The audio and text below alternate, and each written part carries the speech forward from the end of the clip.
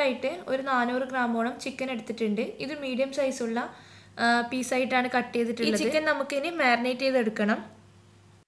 1.5 table സ്പൂണോളം ginger garlic paste ആണ് ആദ്യം ചേർത്ത് കൊടുക്കുന്നത്. 1 ടീസ്പൂണോളം മഞ്ഞൾപ്പൊടി ചേർത്ത് കൊടുക്കുക. ഇനി ഇതിലേക്ക് ഒരു 3 ടീസ്പൂണോളം മുളക് പൊടി ചേർത്ത് കൊടുക്കുന്നുണ്ട്.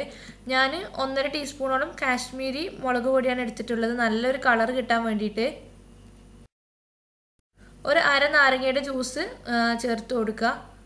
ഇതിന് പകരം നിങ്ങൾക്ക് 1 ടീസ്പൂൺ തൈര് ചേർത്ത് കൊടുത്താലും മതി. ആവശ്യത്തിനുള്ള ഉപ്പ് ചേർത്ത് കൊടുക്കുന്നുണ്ട്. ഒരു അര ടീസ്പൂണോളം ഗരം മസാലയും കൂടി ചേർത്ത് കൊടുക്കുക. ഒരു മുട്ടയും കൂടി ഇതിലേക്ക് ആഡ് ചെയ്യുന്നുണ്ട്.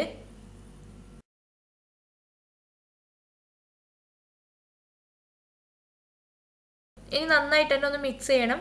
മസാലപ്പൊടികൾ എല്ലായിടത്തും ഒന്ന് യോജിപ്പിച്ചെടുക്കണം. നന്നായിട്ട് മിക്സ് ചെയ്തിട്ട് എല്ലാ ഭാഗത്തും മസാലപ്പൊടികൾ എത്തിയിട്ടുണ്ട്. ഇതിലേക്ക് ഇനി 4 ടേബിൾ സ്പൂൺ കോൺഫ്ലോർ പൊടിയും കൂടി ചേർത്ത് കൊടുക്കാം.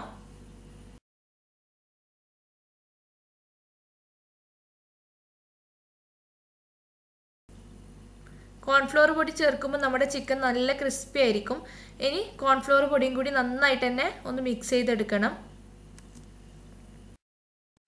ചിക്കനിലെല്ലാം നന്നായിട്ട് പുരട്ടിയെടുത്തിട്ടുണ്ട്. സമയമുണ്ടെങ്കിൽ ഇത് 1 മണിക്കൂറെങ്കിലും മാറ്റി വെക്കണം. ഓവർനൈറ്റ് വെച്ചാൽ അത്രയും നല്ലത്, നല്ല ടേസ്റ്റി ആയിരിക്കും. ഞാനിപ്പോൾ ഇത് 1 മണിക്കൂർ കഴിഞ്ഞിട്ടാണ് ഫ്രൈ ചെയ്തെടുക്കുന്നത്. ഇപ്പോൾ 1 മണിക്കൂർ കഴിഞ്ഞിട്ടുണ്ട്. നമ്മുടെ ചിക്കൻ ഫ്രൈ ചെയ്യേണ്ട സമയമായിട്ടുണ്ട്. ഫ്രൈ ചെയ്യാൻ വേണ്ടിയിട്ട് ഒരു പാൻ ചൂടാക്കിയിട്ടുണ്ട്. ഇതിലേക്ക് ഒരു 3-4 ടേബിൾ സ്പൂണോളം ഓയിൽ ഒഴിച്ചു കൊടുക്കണം. ഓയിൽ അത്യാവശ്യം ചൂടായി വന്നിട്ടുണ്ട്. കുറച്ച് കറിവേപ്പില ഇട്ടിട്ട് ഒന്ന് ഫ്രൈ ചെയ്തെടുക്കുക. ഇതിൻ്റെ കൂട്ടത്തിൽ വേണമെങ്കിൽ നിങ്ങൾക്ക് പച്ചമുളകും ചേർത്ത് കൊടുക്കാം.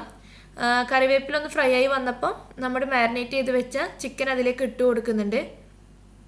ഇനി ഇത് ലോ ഫ്ലെയിമിൽ വെച്ചിട്ട് നല്ലോണം ഒന്ന് ഫ്രൈ ചെയ്തെടുക്കണം. 2 ഭാഗവും ഒന്ന് ഫ്രൈ ചെയ്തെടുക്കണം. ആദ്യം ഞാൻ ലോ ഫ്ലെയിമിൽ വെച്ചിട്ട് ഒന്ന് അടച്ച് വെച്ച് കൊടുക്കുന്നുണ്ട്.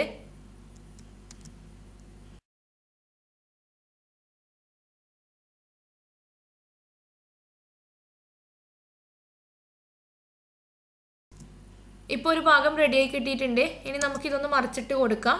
അങ്ങനെ മറ്റേ ഭാഗം കൂടി നന്നായിട്ട് തന്നെ ഫ്രൈ ചെയ്തെടുക്കാം.